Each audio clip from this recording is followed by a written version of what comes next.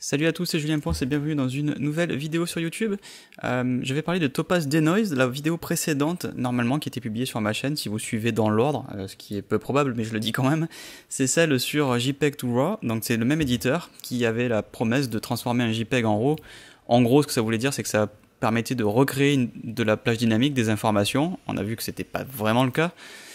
Et que ça permettait de corriger les artefacts JPEG et certains problèmes, notamment au niveau du bruit, ce qui était plutôt réussi à ce niveau-là, mais en recréant du bruit numérique, etc. Donc en gros, ça corrigeait certains problèmes et ça en introduisait d'autres, et je disais, pour réduire le bruit que ce logiciel a introduit justement, donc JPEG to RAW, il y a aussi un autre plugin de chez Topaz qui s'appelle Denoise. Voilà, je fais une vidéo dessus pour voir si ça débruite si bien que ça. Donc c'est un logiciel qui coûte quand même 80$, ça fait je crois en euros 70 € au cours du dollar, en tout cas au moment où moi j'enregistre cette vidéo, donc c'est clairement pas donné, ils en font pas cadeau c'est sûr, mais la question c'est est-ce que ça vaut le coup par exemple si on a Lightroom ou Camera Raw ou les deux, suivant si vous avez le Lightroom mobile ou si vous avez l'abonnement avec Lightroom classique et donc Camera Raw. Qui a un algorithme de débruitage qui est ok, sans plus. Voilà, c'est pas complètement dingue ce que fait Camera Raw et ce que fait Lightroom classique. C'est évident que DxO Photolab dans sa version Elite avec le Prime par exemple a un débruitage qui est vraiment excellent et qui est vraiment au-dessus du lot. Donc il faut voir comment ça se positionne, parce que si vous prenez un abonnement et que vous prenez en plus un logiciel à 70 €, voilà, ça peut commencer à faire un certain coût, donc il faut voir si au final c'est pas mieux d'aller voir d'autres logiciels. Donc l'interface du logiciel est hyper simple, on va charger un JPEG que j'ai développé à partir d'une image qui est sous-exposée. Donc vous avez ici une image shootée avec le Sony A7 Mark I, donc clairement sous-ex, donc j'ai développé pour avoir de la lumière dans les basses lumières, donc typiquement dans les arbres, là il doit y avoir du bruit, c'est sûr, quand on passe une image comme ça, il y a forcément du bruit, même si vous étiez à ISO 100, et ce qui en plus en l'occurrence ici n'était pas le cas. Donc on va ouvrir le JPEG, et on va voir, hop, en se mettant directement au niveau des arbres, avec la vue partagée, que effectivement, ça débruite plutôt pas mal et les feuillages sont quand même toujours aussi bien définis. C'est typiquement le genre de truc ici où Camera Raw aurait tendance à venir taper dans la texture des feuilles en même temps qu'il va faire des aplats pour enlever du bruit. C'est-à-dire qu'en gros il passerait une sorte de passe d'ensemble sur tout ça et tout prendrait cher en gros, quoi, pour parler en termes très vulgaires. Donc en gros le logiciel est assez simple, on peut avoir l'image d'origine, on peut booster la lumière artificiellement, attention, on n'est pas en train de rééclairer ici le JPEG, mais on booste artificiellement pour voir vraiment à quel point le bruit est réduit, et là vous voyez que c'est vraiment flagrant à quel point le bruit est réduit, au point que dans certaines zones ici, par exemple sur ce pilier, sur ce lampadaire, on est sur un truc tout lisse. Donc en gros vous avez trois glissières, c'est hyper simple, une qui réduit le bruit, une qui permet de faire une passe d'accentuation et une qui permet en fait de réduire un peu les deux. Parce que par exemple si je pousse trop la réduction du bruit, je vais me retrouver avec une absence de piqué que je vais essayer de compenser avec une accentuation de netteté, mais qui va créer des artefacts, en particulier sur les contrastes et sur les contours. Et donc du coup Recover Details va vous permettre de faire un peu de chemin entre les deux, de trouver un compromis. Donc on peut cliquer sur Auto pour lui demander une analyse et de faire un choix qui va être bien selon lui sur cette image. Là par exemple on voit que c'est selon lui le meilleur résultat. Alors je trouve que l'accentuation de netteté est un peu trop forte, ce qui crée quand même pas mal d'artefacts de compression sur les contours, et la réduction du bruit est peut-être pas géniale, on pourrait avoir un petit peu plus. Et ensuite moi je pousserai un petit peu le Recover Details pour retrouver un peu de matière dans ces zones qui ont pris un peu trop d'aplat, donc par exemple au niveau du poteau. Donc là, moi je trouve qu'avec ce réglage, j'ai moins de problèmes sur les contours et j'ai mieux réduit le bruit. Donc là vous voyez maintenant qu'on a quand même fait un assez grand chemin. Alors comme d'habitude, normalement la réduction du bruit ça se travaille à 100%, pas à 400, mais l'important c'est que à 100% on n'est pas le truc, on n'est pas de problème, quoi. Faut pas que ce soit flagrant en gros à 100%. C'est sûr qu'à 400% ce sera un peu plus flagrant. Donc là si je regarde le moniteur d'activité et que j'affiche l'historique du processeur graphique, on voit des pics de calcul sur la carte graphique, puisque encore une fois c'est un logiciel qui est très déporté sur le GPU par défaut.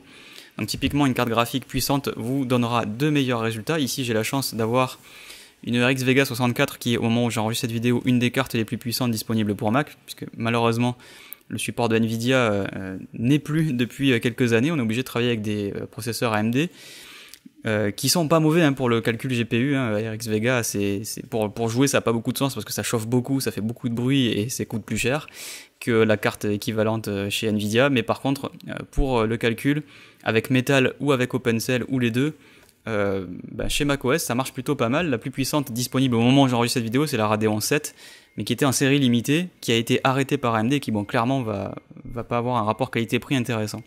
Bref, tout ça pour dire, si vous utilisez souvent ce genre de logiciel, j'y suis pas arrivé à le prononcer ça, ce genre de logiciel, vous avez plutôt intérêt à avoir un Mac qui a une carte graphique assez puissante. Si vous avez la chance d'être sur PC, puisque le logiciel existe aussi sur PC, vous pouvez du coup avoir un peu plus de choix, et j'ai envie de dire, par défaut, les PC, vu que ça s'adresse plus souvent aux gamers, en particulier les marchés des portables, vous n'aurez pas trop ce genre de questions à vous poser, alors que les processeurs graphiques chez Mac sont en général plutôt anémiques par défaut. Donc si vous voulez changer ce réglage dans Topaz, vous pouvez aller dans les préférences et lui dire de faire un calcul sur le CPU.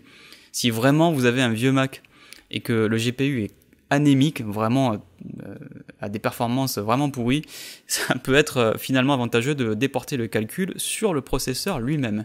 Ensuite, une fois que vous avez fini, vous pouvez cliquer sur enregistrer sous et tout simplement vous allez sortir votre image. Donc typiquement, le flux de travail ce sera de développer son image et ensuite d'en faire une version TIFF ou quelque chose de non compressé et de débruiter à la fin avec des noise. Vous n'allez pas faire ça en entrée évidemment. Et la question qu'on se posait en bonus la dernière fois, c'était est-ce que l'image que l'on a calculée à partir de JPEG Turo, de Topaz, qui crée pas mal de bruit, est-ce qu'on peut la corriger avec Topaz Denoise, donc le logiciel du même éditeur. Donc bizarrement, quand je prends le DNG qui a été généré par Topaz JPEG Turo, vous voyez que le truc il est complètement pété. Vous allez avoir une image qui ne ressemble à rien. Donc on va le laisser calculer, c'est toujours plus long à calculer sur 100%, puisqu'il y a plus de pixels à afficher forcément.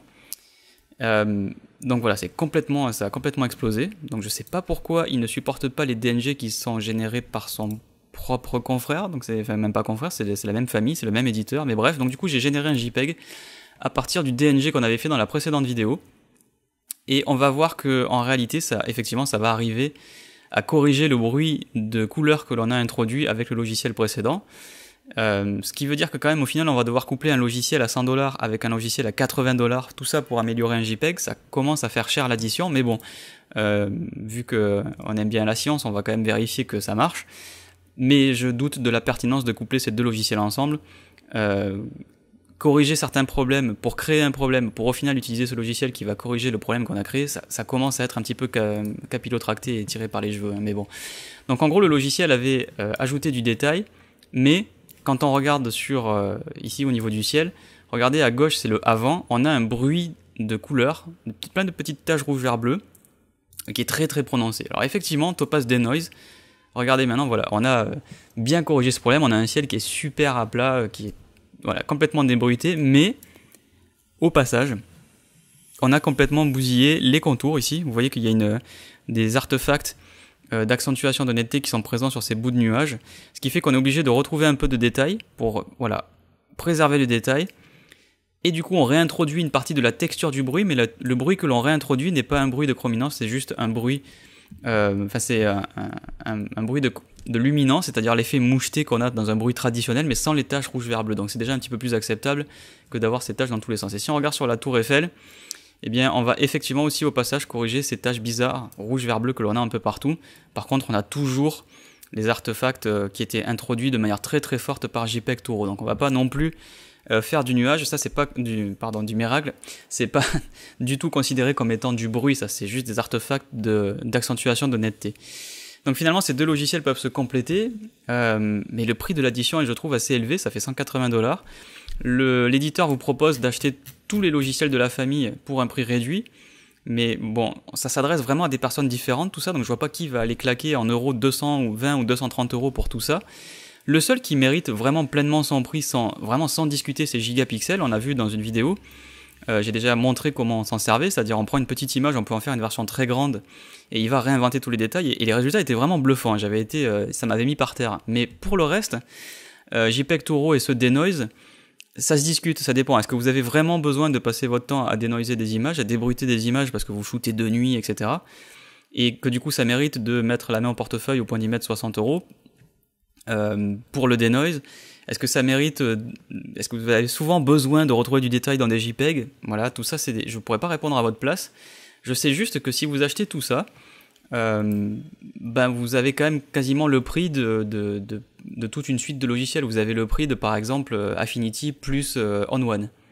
Donc vous avez vraiment une suite complète de développement. Vous avez le prix de Affinity plus DxO Prime par exemple. Donc ça commence à faire 2 beaux logiciels ensemble, quoi. Donc vraiment là, c'est assez particulier comme audience. Je sais pas à qui ça s'adresse pour le package. Maintenant, un seul de ces softs ensemble, comme par exemple juste le Denoise, si vous avez envie de rester chez Adobe, que le débruitage de Camera Raw ou Lightroom Classic n'est pas suffisant pour vous et que c'est hyper important, bah oui, effectivement, peut-être que débloquer 60 €, c'est pas de l'abonnement, hein, c'est 60 € pour toujours, et que ça vous sauve vos productions d'images qui sont très bruitées parce que vous shootez vraiment dans des conditions difficiles. Alors ouais, effectivement, peut-être ça peut valoir le coup. Vous faites des photos de sport, vous avez besoin d'avoir un shutter très bas parce que ça va très vite et donc du coup ben, vous n'avez pas beaucoup de lumière, donc vous poussez les ISO, donc vous avez du bruit. Quand on voit dans le sport les images bruitées qui sortent des appareils des gens qui sont en reportage, on se doute que ça peut quand même répondre à une certaine demande. Donc c'est vraiment très particulier, je suis curieux de savoir ce que vous en pensez. Est-ce que c'est déjà quelque chose qui apporte une réponse ou un manque par rapport à ce que vous propose Camera Raw de base? Est-ce que vous considérez qu'il y a besoin d'avoir un logiciel à part pour faire du débruitage? Et ensuite, si oui et que vous l'avez essayé, dites-moi ce que vous en pensez. Moi, j'ai pas tant de besoin que ça de débruiter, enfin en tout cas pas à ce point-là. Et donc j'ai du mal à trouver l'intérêt à lâcher 60 € de plus par rapport à ce que j'ai déjà avec Camera Raw ou avec Capture One ou avec DxO. Donc pour moi, c'est pas justifié. Maintenant, je trouve que le logiciel est quand même pas mal réussi. Denoise AI, pour le prononcer en français, c'est pas du flan. Ça, je sais pas si ça vaut 60 € pour votre utilisation, mais en tout cas la technologie elle-même fonctionne. Après, à vous de voir si c'est pertinent. N'hésitez pas à laisser dans les commentaires votre pensée sur la chose, et je vous retrouve très bientôt pour une nouvelle vidéo sur YouTube. Merci, bye bye.